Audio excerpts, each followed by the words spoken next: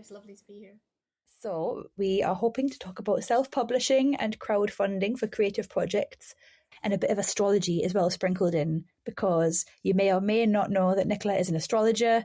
She was a lawyer in a previous life, but now is an illustrator, astrologer, and has so much interesting stuff to share. So yeah, I'm really excited. A varied career thus far. Who knows what's next? Who knows? That's the best thing about being alive, isn't it? You don't know what's coming next. Kinda. Some people don't like that sort of not knowing, but as an astrologer, I can see into the future somewhat. Yes, I love it. Yeah. So I know we met on Instagram many moons ago. I feel like it was 2016, maybe. Yeah, I discovered you. like approximately 100 years ago. I think at that point, I was working part-time in corporate commercial law in Edinburgh, and then a couple of days a week I was just illustrating. But at that point I was doing kind of greetings cards and the odd commission and that sort of thing. Yeah, the usual thing that people go into, I think, when they start illustrating, which I think you did as well for a while, didn't you? Oh yeah, I was like an early illustration. I was just like, I'll do anything for anyone. If you need a picture drawn, I can do it. Yeah, I think it's a good way to cut your teeth and learn about it the hard way. Yeah, and it blew up for a while. I started not really having any kind of ambitions, just wanting to put pictures on cards and have people buy them. And like I think I joined Not on the High Street way back when, probably like 2015 or something. And the first Christmas, it went crazy. I sold out of one design and then I sold out of another design. I've actually just wrapped up my greetings card stuff. So yes. The end of an era. It is. It really is. Yeah. So. And how was it in those early days when you were lawyering and illustrating at the same time? Like, how did you squash them both in? Yeah, I actually was working part-time. I had made a decision that I was stepping back from law, like not enjoying the job, being really good at it, but not feeling like it was my thing. Like I was never passionate about it. And yeah, I think at that point, I had managed to somehow get myself a part-time job doing what I was doing previously. And then I had I think at that point I had 2 full days of illustrating. But it was a bit weird. It was putting different hats on, having to step into the role almost on the odd day during the week. And then, catch up with things at the weekend. Yeah.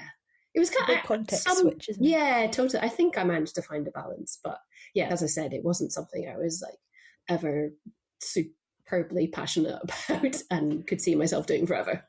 Yeah. But I think that's such a good way to do it, because we see a lot of people in the good ship, they're like, I've quit my job, it's time to be an illustrator. And I was like, please keep something so that you can not put all your eggs in one basket and also gradually switch over. So is that how it worked for you? Like, you build up the illustration and then wean off the main job? Exactly. And it takes the pressure off, because if you quit your job cold and then suddenly you have to pay all the things through art making and illustration or whatever creative outlet that you have, it can be a lot of pressure and it can take the joy out of it as well. Yeah, I think little by little, step by step is a good way to do things.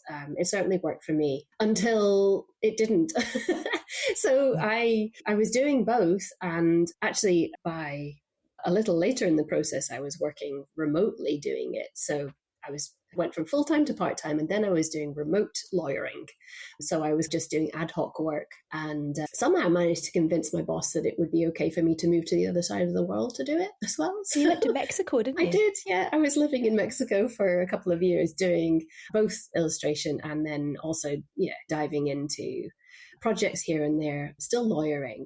But then the pandemic hit and all my sources of work dried up, all of them. So there was no illustrating, there was no lawyering. Everyone just put a pause on everything. Just, if you remember, just the world stopped. So I was left in a bit of a pickle until I happened to meet by chance an astrologer and a tarot reader in Mexico. Our dogs really liked each other, so we ended up kind of chatting. Yeah, and she knew I was an illustrator, and she just pitched me. She was like, "Do you want to make a tarot deck for children?" Because I was doing more kind of kids sort of illustration at that point. And yeah, the rest is history, kind of thing. We ended up producing this tarot deck together, self-publishing, bringing it into the world just by ourselves. We were on the edge of approaching a publisher. And then me being me, I was just like, let's just do it ourselves. Let's just crowdfund it. The publisher. Yeah, I'm really impatient. So I was like, I'm not waiting 6 months. Like, I've got bills to pay. So I threw myself into illustrating it. She did all the words, and also got in touch with the printer. At that point, for that project, we used a printer in China, where the publishing industry gets all its books and products made.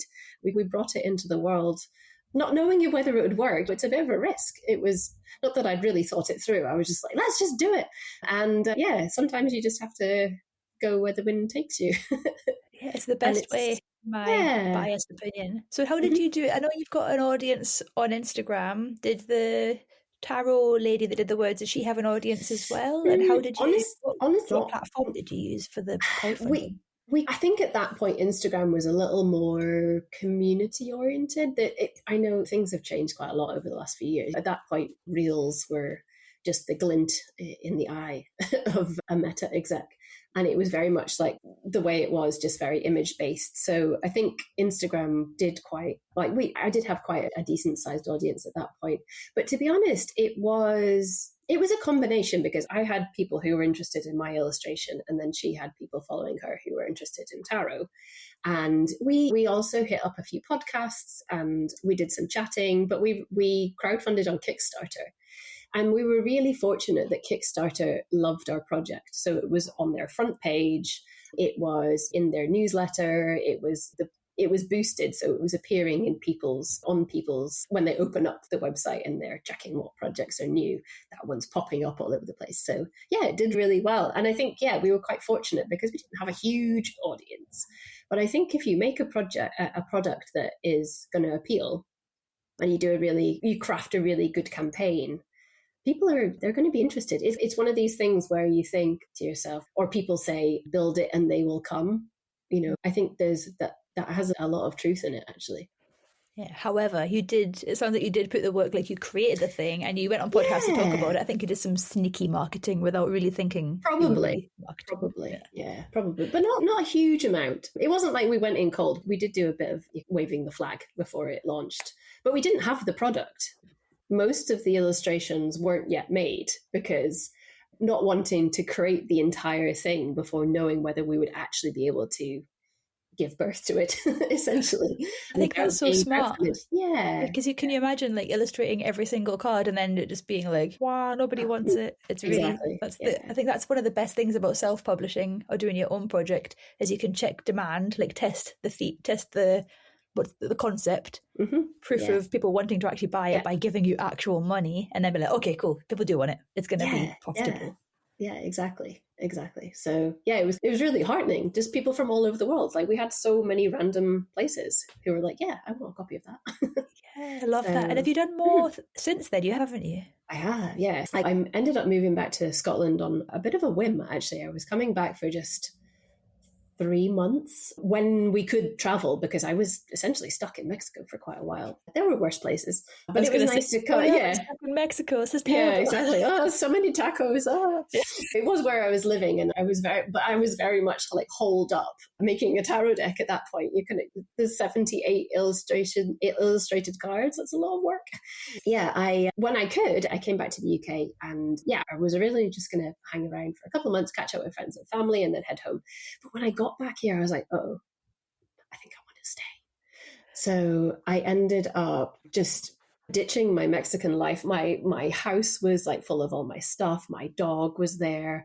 But it was such a strong feeling of, no, this is where you need to be now, that I put everything on pause. I moved back in with my folks, and I eventually went back and picked up all my stuff and shipped my dog over.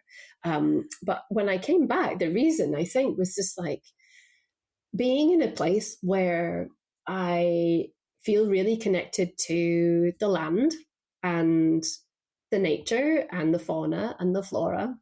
It was like meeting old friends again. And this like really strong sensation just kept building and building, until one day one of these disembodied ideas just lands in my head.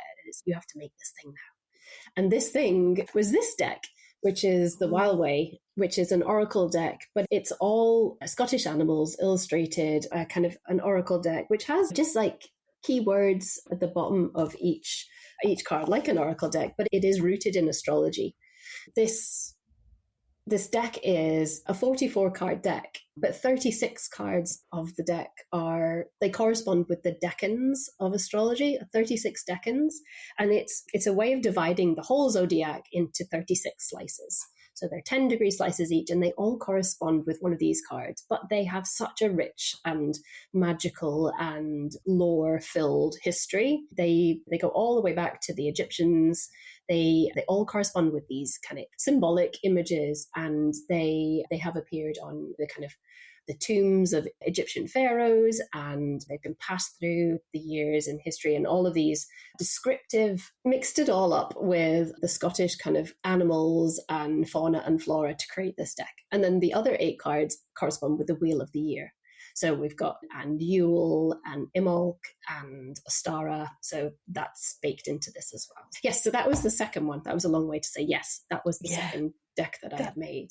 Yes. Sounds so good. And I love that you are completely flying your freak flag. It's like everything that you're interested in, and you've taken them all and tied them up and been like, ta-da! It's my freak flag and my illustration work. I love it. That's it, because it's now become a brand. It's like the Wild Way is now this brand that I'm running with, and I'm creating. Then there was a book. So this explains like all the astrology that the book is based around. So if you want to learn more about the decans, and then it has the sort of the descriptions, the usual descriptions for each card, but then it dives way deeper into the kind of the underlying astrology and all the co-rulers and the planets associated with each decan. So yeah, freak flag massively flying over here. But yeah, I think wildly. But it shows, like, I think that you can do that. You can take all these disparate parts of yourself and bring them together and create something that is uniquely you. And yeah, people really, I think they really value authenticity. And if you are producing something that you love, there's a chance that someone else will love it too. Yeah. And even just that feeling of knowing that you're loving what you're doing, I think that just like infuses the whole project, all the illustrations, with enjoyment and good vibes. And you can feel it when you get the thing. 100%. Yeah. So, and I love that it's about the decans, because I know I had an astrology reading with you last year. Was it last year? Late last year. Yes. And the decans, wasn't it in one of the decans that you were like, oh yeah, there's the scribe. Like literally it was just like, that's my job. Like I am a scribe. I was like, what? This is mind blowing. So you have Mercury in the first decan of Gemini. So it's the first 10-degree slice. It's in the first degree. It's 1 degree of Gemini, your Mercury. And Mercury is at home in Gemini. It's domiciled there. So it's a really strong Mercury. But in that first 10-degree slice, it's one of the really ancient author descriptions does literally use the word scribe.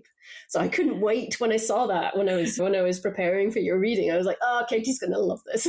It's her literal job title. And I think you said, oh, it's written in the stars, which it very much is. Astrology is wild. The more time I spend with it, the more I study, and the more I consult with people, the more it blows my mind. Yeah. It is. I love how it's very like the study of it and how deeply you've studied it is like scientific level. I'm sure you said on our call, like you've actually studied astrology more than you studied being a lawyer. Yes. So I did, let's think about this. I did a 4-year degree. I did another year's diploma. So that's 5 in Scotland. And then I did 2 years like in a training contract to qualify as a lawyer and then practice. But I think, I guess I started probably 2018, 2019. So we're at that level and moving beyond. And that's one of these things. It's one of these subjects where there's always more to learn. There's always a new technique, or there's some new research that another astrologer has poured themselves into and has discovered like, oh, this actually really works. Or I'm actually myself working on a huge astrology project at the moment as well, looking at creativity in the birth chart and looking at artists, visual artists mostly, and how their unique creative signature comes through in their work. And then something we call recurrence transits. So if in your natal chart you have a particular signature, the next time it comes back around, because these are huge cycles we're dealing with some of the outer planets. They're years and years long, kind of 10, 15, 20, 30, 50, 100 years. And I have done deep dives into a couple of artists' charts, and it is uncanny how the recurrence of their natal signature corresponds with some massive kind of breakthrough or turning point or kind of celebration, or they're being celebrated for their work at a certain point in time. So that's really fun. And extremely nerdy. It's so nerdy. There's like sun sign astrology that you read your horoscope in Elle magazine or whatever, and you're like, yeah, okay, whatever. It is not even scratching the surface of what's possible with this art. It is an art. Yeah, super nerdy. Yeah. Oh, I love it. I've got my report, I think it's here actually on my desk. I've got like a little set of drawers and it's there so I can look at it whenever I'm like, why do I feel like this? Is there any reason? Can I blame some planets? Yeah, always. There's always stuff going on. Yeah, and we're in this really interesting space where everybody's feeling on the edge of something, because we have some huge planetary cycles, some years-long cycles, all about to shift or have shifted during the course of this year. So we had a little preview at the end of last year, and then actually we are on the eve of another huge change. So we're moving into this space where we felt like collectively something's building, and we're about to find out what that is collectively, but also individually over the next couple of months. Interesting. I know in human, so I'm really nerdy about human design, and I know there's a lot of chat about 2027 as a year. Everyone's, this is a big year, and like projectors, especially, you're a projector as well. I think so. I can't really remember. It's big for projectors, apparently. I can't remember why it's big for projectors, but it is. I need to look more into that. Yeah. I think probably most astrologers have been looking at 2026, but it rolls into 2027. So if listeners have been feeling like, oh, I don't know, you're about to know. You're gonna know. Yeah. Yeah. So brace yourself. Yeah. But those recurrence transits, I was just thinking about the one that you were born under. So Saturn-Neptune conjunction, it doesn't come around. It comes around every 36 years. And we just had another one. So when you were born, there was Saturn-Neptune. And then we've just had one just now, and it's corresponding with you doing this huge new thing, releasing your first book. It's a turning point. And that fits with your theory about the big artistic things, definitely. Creative endeavours coming around at the same time as a cycle. Exactly. So watch to see it grow into something over the next 36 years. Yes. I like as well that you mentioned about me being born having a similar imprint as like the internet. Yeah, that's right. I was this makes a lot of sense because I live here. Yeah, exactly. Yeah, I think I forget what it was in your chart exactly, but yeah, you were born around the same time as the internet. So you share a similar signature. So it's baked into who you are, and it makes sense that you do spend so much time and you're at the forefront of what's possible on the internet, I think, as well, compared to a lot of people. Yeah. The joys of running an online business. Yeah, exactly. But you see the sort of entrepreneurial spirit in your chart as well. Like you have Mars like right in the first house. So it's showing the courage and bravery that it takes to run your own business or to create your own podcast. It's that front and center, go get 'em sort of energy that you get with Mars right up in the first house. And this is something else I love about any modality or thing to study about everyone being different, because I think sometimes I can get into my head, I'm just like, it's easy, just do it. Like, why aren't people doing the thing? And then when you really look at it, like, obviously, even just personality wise, everybody is so different. And my idea of what's just fun and easy, somebody else would be like, absolutely not. And likewise, something they're doing, I'm like, there's no way I could ever do that. Yeah, I do. I think about that all the time, because as an astrologer, I look at a lot of charts and everybody is different. Everybody's version of reality is different. Everybody views the world in a very different way. And you think you might be similar to someone, but you really aren't. Like everybody's birth chart is completely unique to them. So yeah, when you view it through that lens, you're like, I get it now.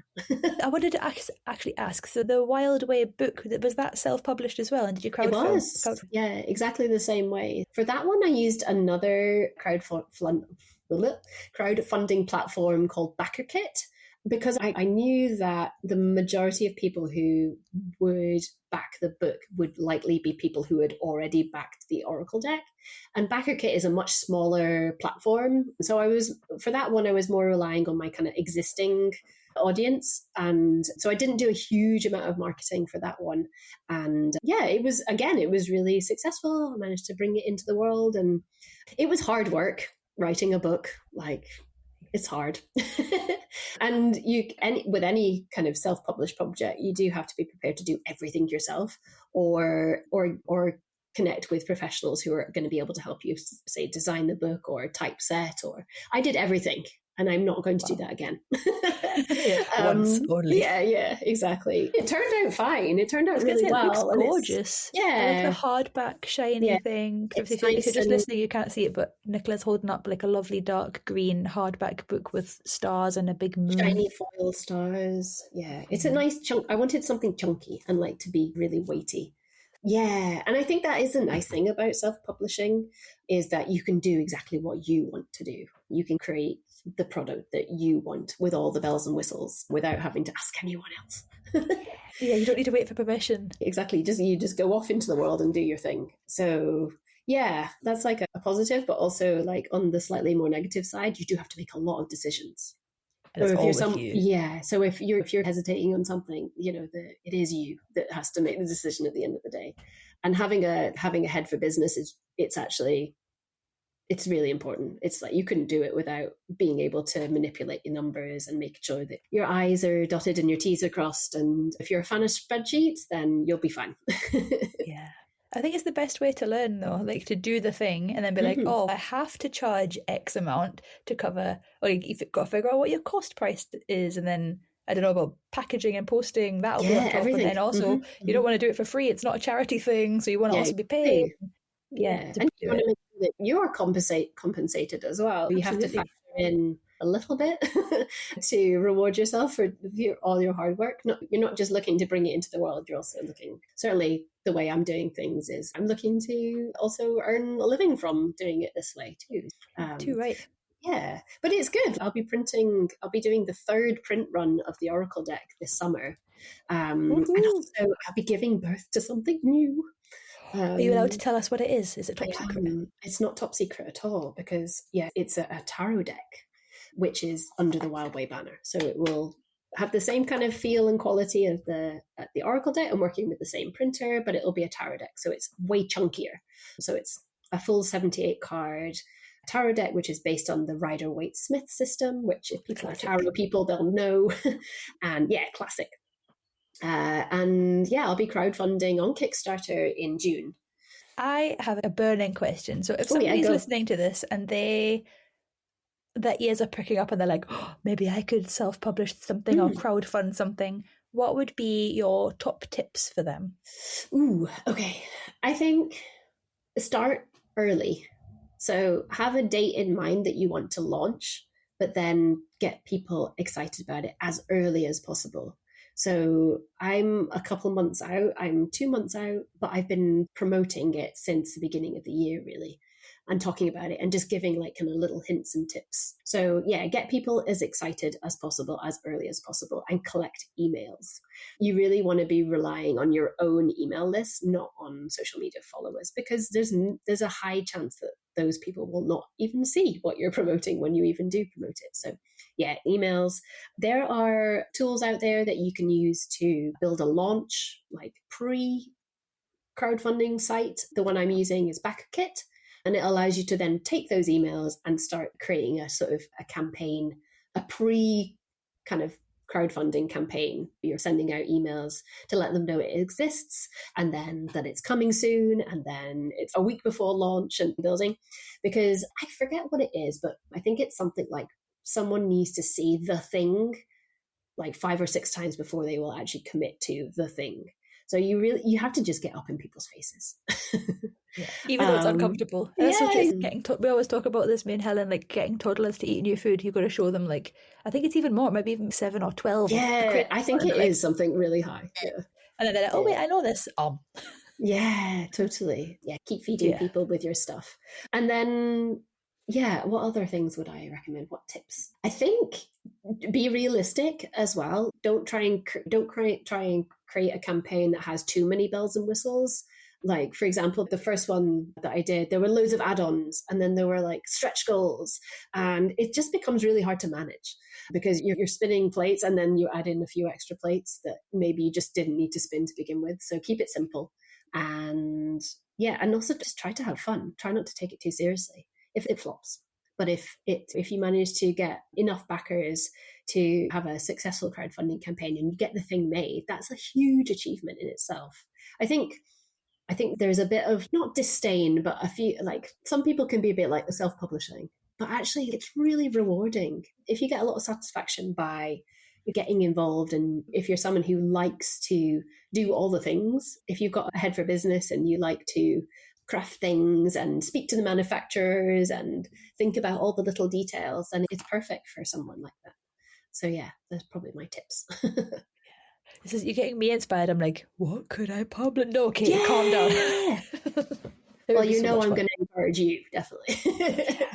I mean, very early on, I used to do calendars and do pre-orders and publish them myself, and I had so much fun and learned so many business lessons doing that. So I think even if somebody does it just to kind of, I don't know, build the businessy head muscle, it's going to be definitely beneficial. And it doesn't have to be like a whole book or a whole tarot deck or whatever. It can just be a little thing. It can be something that you're excited about. It could be just, I don't know, like a little enamel pin, or it could be I don't know, other illustrated product like a calendar, like you said. So yeah, it's I think we're living in an age where you can do it yourself. You don't have to rely on other people to hold your hand. You can just go out there and do it yourself. We have the tools. You just need to have the confidence to just give it a shot. There's never been a better time. No, I agree. Yeah. And do you set goals? Do you have a good, better, best goal? I know for Kickstarter, you sort of have to set a baseline, don't you? Like, we need so many orders to make this happen. I'm still trying to work out what that is for this upcoming project, but I have a figure in my mind that I'd like to hit. So depending on how many emails I've collected and how many people have shown interest, and that's another reason for collecting these things early and getting as much interest. It's the same for pre-orders for what you guys are doing with your children's books. But yeah, ahead of time, you get a sense of how many people are going to back this project. Then you can speak to your manufacturer and be like, okay, I think I'm going to need X amount. And then you can set the goal. Obviously, the more, the better, because your cost price goes down. The more things you're ordering, the more product you're ordering, the price of each one individually goes down. So then it's, without getting into the kind of technical nitty gritty, but that's a basic kind of thing to think about. That makes sense. And I love that you mentioned email addresses, because I feel like I talk about this all the time. But it's basic maths, isn't it? Yeah. If you have 100 people on your email list, there's a general percentage of people. Firstly, a percentage will open the email. Secondly, a percentage will click anything. Thirdly, a percentage who will buy. And it's basic maths. Of course, it depends what you're selling and how you communicate and how lovely the email looks. But really, it comes down to really basic, like how many eyeballs were on it.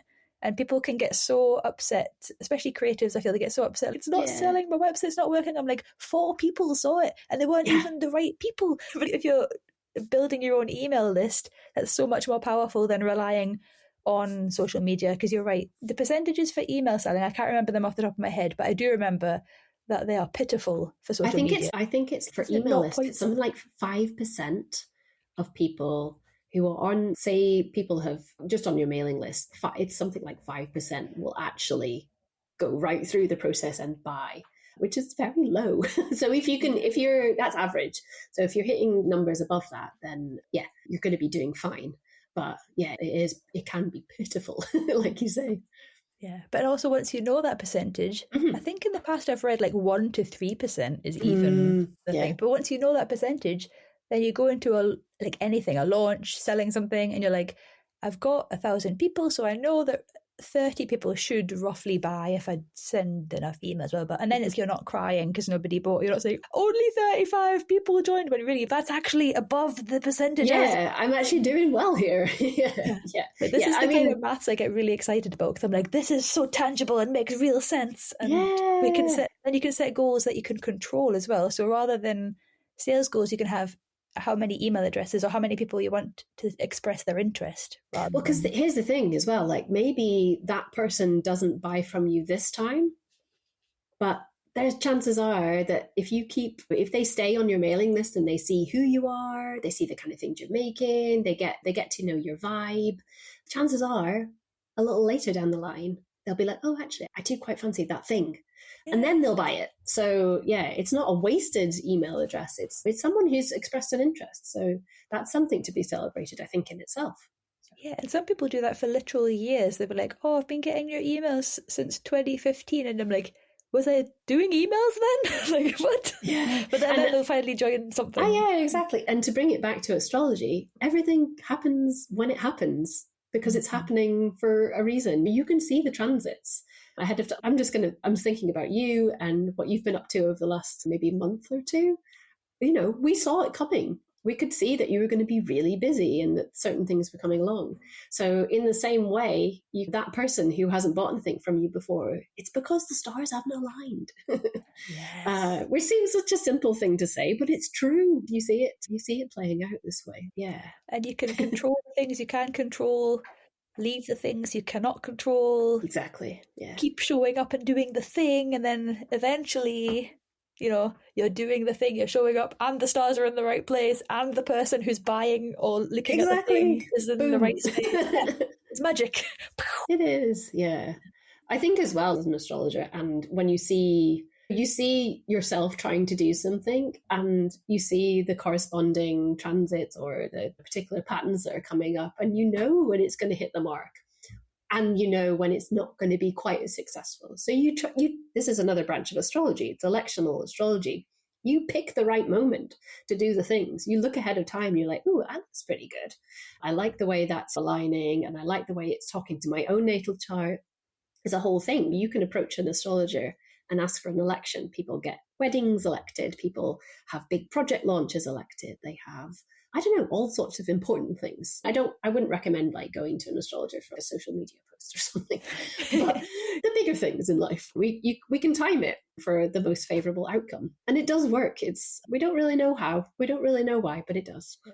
And even you touched on when you came back to Scotland to see friends and things and stayed for 3 months, there's a lot to be said for trusting your gut and those feelings and being like, I feel very strongly called to do this. That's so powerful, because so many of us don't trust ourselves or don't listen or think, oh God, that's a crazy idea, and shove it down. That is the hill that I will die on. Like, you have to trust your gut. Like, it is speaking to you all the time. All those little whispers that you don't, a lot of people don't tend to listen to, or they'll maybe dismiss them as something that's not particularly important. Usually it's what's guiding you forwards. So you do have to listen to those little voices without sounding completely mental. No, it's given me goosebumps. Listen to the voices. Maybe not all of them. Yeah. Depends what they're telling you to do. I was going to say, depends what they're saying. But yeah. And it very much was that. It was like that for me, because I was out walking.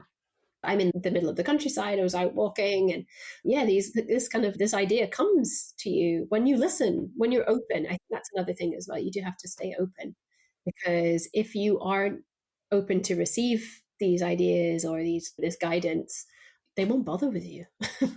Yeah, because they'll keep trying to be like, oh, she's not listening. Never mind. Move on. Mm-hmm. Yeah, they'll go find someone else. I'm a big believer in that as well. If the idea doesn't find the right recipient immediately, or go find someone else. So have you ever had Magic? Yes. I love that. The idea of an idea like roaming around looking for somebody and then being like, excuse me, could you bring me to life? And then you're too slow. I'm on to the next person. You're too slow. Exactly. It needs to come into the world now. So if you're not going to make it, I'm going to go find someone else who will. So yeah. This has been incredible. I have loved everything we've talked about. Do you have any final messages or anything you'd like to say before we say bye-bye? I think just trust your gut, actually. Yeah, perfect. Yeah, I think just listen to those little voices and let them guide your creativity as well. Yeah, amazing. Thank you so much, Nicola. Thank you, Katie. I'll put all the links on the show notes so people can find you and see what you're up to and everything.